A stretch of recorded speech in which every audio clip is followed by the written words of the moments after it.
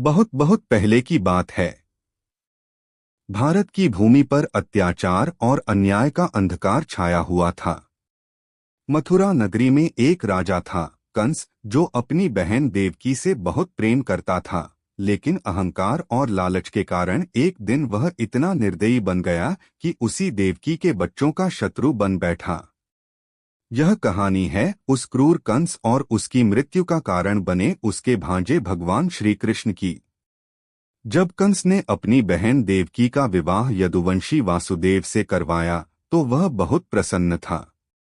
विवाह के बाद जब वह देवकी और वासुदेव को रथ में विदा करने निकला, तभी आकाशवाणी हुई, हे कंस, जिस देवकी को तू इतने प्रेम से विदा कर रहा है, उसी की 8वीं संतान तेरा अंत करेगी। कंस डर गया। वह घबराकर देवकी को मारने के लिए तलवार निकालने लगा, लेकिन वासुदेव ने उसे रोका और कहा, मैं तुम्हें हर संतान सौंप दूंगा। तुम उन्हें मार देना, लेकिन अपनी बहन को मत मारो। कंस ने देवकी और वासुदेव को बंदी बना लिया और मथुरा के एक गहरे कारागार में डाल दिया। समय बीतता गया। देवकी के एक एक करके 7 पुत्र हुए। हर बार वासुदेव अपने वचन के अनुसार बच्चों को कंस को सौंपते और कंस बिना किसी दया के उन नवजात शिशुओं को मार देता। देवकी हर बार रोती, लेकिन वह असहाय थी। 8वें संतान के जन्म की रात आ गई। वह रात थी अष्टमी की और काल था मध्याह्न का। देवकी और वासुदेव के 8वें पुत्र का जन्म हुआ, एक सुंदर नीले रंग का दिव्य बालक जिनके शरीर से प्रकाश निकल रहा था। उसी क्षण कारागार के सारे दरवाजे अपने आप खुल गए। पहरेदार सो गए और हथकड़ियां टूट गईं। एक दिव्य आवाज हुई, वासुदेव, इस बालक को तुम गोकुल में नंद बाबा के घर पहुंचा दो। वहां यशोदा के यहाँ एक कन्या जन्मी है, उसे यहाँ ले आओ। वासुदेव ने बालक को एक टोकरी में रखा। मूसलधार बारिश हो रही थी। वे यमुना नदी पार करके गोकुल पहुंचे। शेषनाग ने अपने फन फैलाकर बालक को बारिश से बचाया। गोकुल में उन्होंने बालक को यशोदा के पास रखकर कन्या को लेकर लौट आए। सुबह होते ही कंस को खबर मिली कि देवकी की 8वीं संतान एक कन्या है।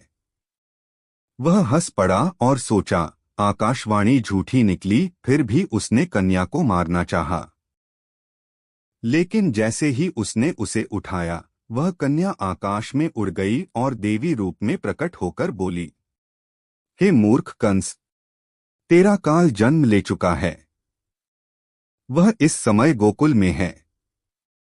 अब तेरा अंत निश्चित है। कंस हक्का बक्का रह गया। अब उसका डर और बढ़ गया। गोकुल में कृष्ण, नंद बाबा और यशोदा मैया के घर पले बढ़े। वे बहुत नटखट थे। मक्खन चुराते, गायों के साथ खेलते, मित्रों को चौंकाते। लेकिन साथ ही वे गांव को राक्षसों से भी बचाते। पूतना वध। कंस ने जब सुना कि कोई चमत्कारी बालक गोकुल में है, तो उसने एक राक्षसी पूतना को भेजा। वह सुंदर महिला का रूप धरकर कृष्ण को विष पिलाने पहुंची, लेकिन कृष्ण ने उसके प्राण ही खींच लिए। शक्तासुर और तृणावर्त।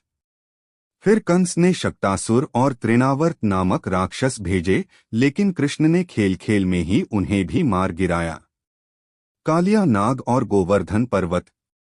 कृष्ण ने कालिया नामक विषैले नाग को यमुना से भगाया और गिरिराज पर्वत को उंगली पर उठाकर गांव को इंद्र की वर्षा से बचाया। ये सब सुनकर कंस का डर और बढ़ गया। अब कंस को पूरी तरह यकीन हो गया कि वह बालक ही उसका काल है। लेकिन वह गोकुल जाकर कृष्ण को नहीं पकड़ सकता था, क्योंकि वहां नंद बाबा और गोकुलवासी उसका विरोध करते। तब उसने एक चाल चली।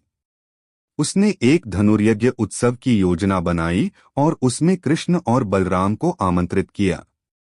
उसने अक्रूर नामक अपने मंत्री को गोकुल भेजा, ताकि वे दोनों भाई प्रेम से मथुरा आ जाएं। अक्रूर मथुरा का था, पर श्रीकृष्ण का भक्त भी था।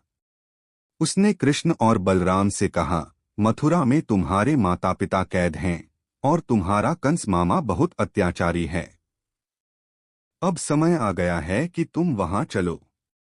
कृष्ण और बलराम नंद बाबा से विदा लेकर मथुरा चल पड़े। मथुरा पहुंचकर दोनों भाई पहले कुब्जा नामक कुबड़ी स्त्री से मिले जो कंस की दासी थी। कृष्ण ने उसे स्पर्श करके सीधा कर दिया और वह उनकी भक्त बन गई। फिर उन्होंने वहां की गलियों में घूमकर धनुष तोड़ा, जिससे कंस को क्रोध आया। वह जान गया कि उसका अंत नजदीक है। धनुर्यज्ञ वाले दिन विशाल मैदान में कंस ने अपने दो सबसे बलवान पहलवानों चाणूर और मुष्टिक को बुलाया। जनता के बीच कृष्ण और बलराम को बुलाया गया। दोनों बालकों को देखकर सब सोचने लगे कि ये कैसे पहलवानों से लड़ पाएंगे। लेकिन जैसे ही युद्ध शुरू हुआ, कृष्ण ने चाणूर को पटककर मार डाला और बलराम ने मुष्टिक को हरा दिया। इसके बाद उन्होंने कंस के हाथी कुवलयापीड़ को भी मारा था। अब कंस का चेहरा पीला पड़ चुका था। वह भागना चाहता था, लेकिन कृष्ण मंच की ओर बढ़े। सब लोग सांसें रोककर देखने लगे। कृष्ण ने कंस को उसके सिंहासन से खींचा और उसकी छाती पर चढ़ गए। देखते ही देखते उन्होंने कंस का वध कर दिया। पूरा मथुरा जय जयकार से गूंज उठा। देवकी वासुदेव को कैद से मुक्त किया गया। लोग कहने लगे, धर्म की विजय हुई। कृष्ण ने अधर्म का अंत किया। कहानी से मिलने वाली शिक्षा।